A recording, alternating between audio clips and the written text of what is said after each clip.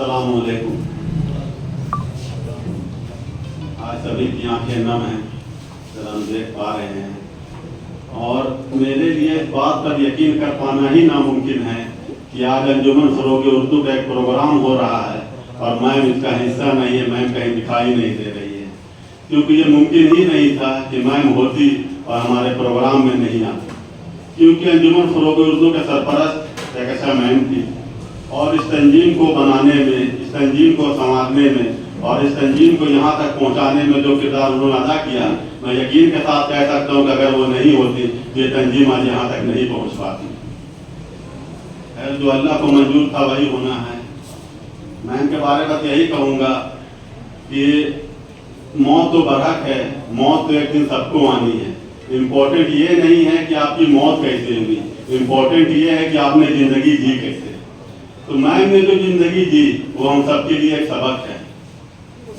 Ma'am के बारे में बहुत सारी बातें सरवर साजी सर ने पहले ही कह दी है, तो मैं जो जाती तजुर्बात और उन्होंने मेरे लिए पर्सनली जो किया मैं उन्हीं चंद बातों का आपके सामने रखना चाहूँगा कि 2016 में जब मैं एमफिल के सिलसिले में डिपार्टमेंट गया और तकरीबन 2 साल जो रिसर्च की मैंने उनके जेर निगरानी में, और उस वक्त ये रूल था तकरीबन 10 स्टूडेंट थे हम लोग और 5 टीचर थे डिपार्टमेंट में, तो 2-2 स्टूडेंट को हर टीचर के पास जाना था। मेरी खुशकिस्मती ये रही कि मैं इनके जेर निगरानी में एमफिल कर पाया और पीएचडी जो मैं उन्हीं की जेर निगरानी में कर रहा था। तकरीबन 7 साल का ये वक्फा मेरे साथ, उनके साथ मेरा गुजरा। मैं जो देखता हूँ कि जब कोई बच्चा किसी उस्ताद के अंदर में पीएचडी का रजिस्ट्रेशन कराता है, सभी की बातें मैं नहीं कर रहा हूँ, कुछ लोग ऐसे मैं पर्सनली जानता हूँ, कितनी इस्तेहसाल होता है, कितनी मुसीबतों के साथ वो अपना मकाला पूरा कर पाता है, अपने थीसिस को पूरा कर पाता है। एक अगर मैं कहूँ कि गुलाम बनाकर उसकी जिंदगी रख दी जाती है, कुछ लोग हैं तो ये। लेकिन इन 7 सालों में मैंने पर्सनली एक दिन भी मुझे इस काम के लिए फ़ोन नहीं किया कि इकबाल मेरा ये काम है, ये काम को तुम कर देना। एक बार भी उनका फ़ोन मेरे पास पर्सनली अपने जाती काम के लिए नहीं आया। हाँ, 2 बार ऐसे बातें होती थी, काफ़ी बातें होती थी। 2 बार उन्होंने मुझे फ़ोन किया 2 काम के लिए। एक बार कोरोना के वक्त में, ये इकबाल जिस एरिया में तुम रहते हो वहाँ काफ़ी लोग जो है ना मुसीबत में रहते हैं, मतलब कुछ खाना वगैरह का उन लोगों को तकलीफ होगी तो थोड़ा देख लो, और कुछ नाम उन्होंने खुद भी बताया तो उसको देख लेना, अगर तो घर में किसी चीज़ की ज़रूरत होगी तो वहाँ पहुँचा देना, मैं पैसे तुम्हारे अकाउंट में डाल देती हूँ। ये मैं। और दूसरी बार जब उनका फ़ोन आया एक काम के लिए, वो थी लेक रोड में किसी की मैयत में वो आई हुई थी और कुछ वक्त के बाद मतलब वहाँ कुछ खाने का इंतजाम नहीं था, तो मैंने बोला कि एक बार मैं यहाँ आई हुई हूँ, मैं खाने का इंतजाम नहीं था, कुछ लेते आओ बाजार से खरीद कर और मैं बांट दो। बस यही 2 काम के लिए उन्होंने मुझे फ़ोन किया। डिपार्टमेंट में जो हाल रहा वो हम सब जानते हैं कि जब हम कभी भी मतलब 11-12-1 बजे के दरमियान अगर डिपार्टमेंट चले जाएँ, हम गाजी भाई या फिर दानिश से सब कोई भी, तो खाने का इंतजाम हमेशा उनके पास होता था। जैसा पता है ना कि मेरे बच्चे अभी आने वाले हैं, मेरे बीमार ने कुछ न कुछ बना के रख दिया और हम भूखे नहीं जाएंगे,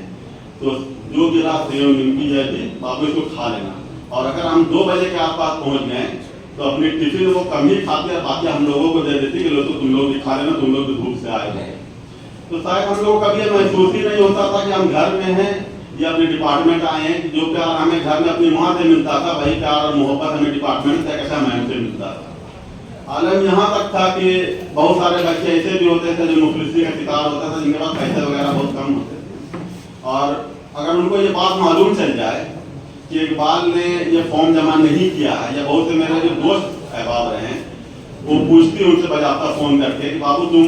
क्यों नहीं जमा कर रहे हो, हमारा तो सब कुछ कंप्लीट है, तुम्हारी थीसिस कंप्लीट है, जमा क्यों नहीं कर पा रहे हो। और उसका अगर फ़ोन आता कि नहीं मैं कुछ दिन बाद जमा कर दूंगा, तो उन्हें इस बात का एहसास हो जाता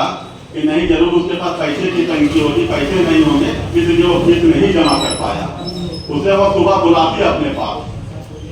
और सुबह बुलाकर उसके हाथ में अपनी मुट्ठी में कहीं गिन के नहीं देती थी कोई पैसा, अपने हाथ में एक बैग से निकाल के लो इसे जमा कर देना डिपार्टमेंट में, पैसे का कोई हिसाब नहीं होता। ऐसे कितने दोस्त हैं मेरे जो मैं पर्सनली जानता हूँ जिनकी उन्होंने माली हालत से मदद की। तो ऐसे इंसान शायद सदियों में एक ही पैदा होते हैं। और बस मैं इतना ही कहना चाहूँगा, और जो भी बच्चे मतलब उनके ज़्यादा बच्चे यहाँ पर मौजूद हैं। तो मैं ये कहता हूँ कि आज सिर्फ आप यतीम नहीं हुए, आज सिर्फ आपके सर से माँ का साया नहीं उठा, यकीन मानिए कि आज हम भी यतीम हो गए। ऐसा लगता है कि हमारे सर से भी हमारा माँ का साया उठ गया, क्योंकि इन 7 सालों में हम अफगानिस्तान हमेशा रात में एक जगह बैठा करते हैं, तो कभी इस बात का एहसास ही नहीं हुआ कि मैं पीएचडी कर रहा हूँ, या जो भी बच्चे उनके जेर निगरानी में पीएचडी कर रहे हैं तो उन्हें महसूस ही नहीं होता था कि मैं, क्योंकि हर काम वो खुद कर देती। अगर डिपार्टमेंट का पर्सनली कोई काम है, यूनिवर्सिटी जाना है, पूछती वो तुम गए थे,